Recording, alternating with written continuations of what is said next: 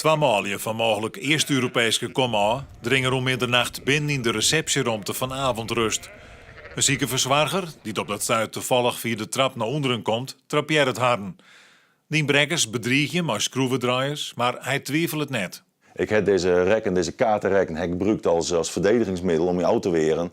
En het slagen hun om wel weer in de buiten te komen.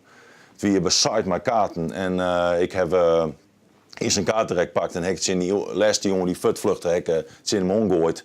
En door de felheid is het raam kapot gegaan. En toen is het hazenpad gekozen.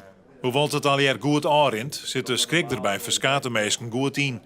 Voor personeel en bewoners die dat willen, is professionele help regelen. Nou, zoiets zie je toch dat een aantal mensen die zijn stoer en die zeggen, nou, ik ben niet zo bang. Maar er zijn ook een aantal mensen die zoiets hebben van, jakkes, dan zit ik vannacht hier en wat gebeurt er allemaal? En dat moet je goed in de gaten houden en serieus nemen. Het is de tweede keer dit jaar dat inbrekkers het verzoenhapend verzwagingshuis. Elkenstein in Bolzet wie in april, ik als slachtoffer. En het bad wel vaker. Bij Avondrust is rond 2012 5 keer inbrutsen.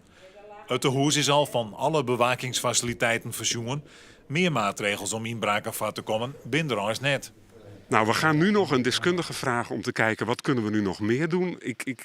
Misschien nog wat kleine dingen, maar we hebben al heel veel zaken geregeld. Zoals extra sloten, strippen, camera's, alles goed op slot. Ja, wat kun je nog meer doen dan?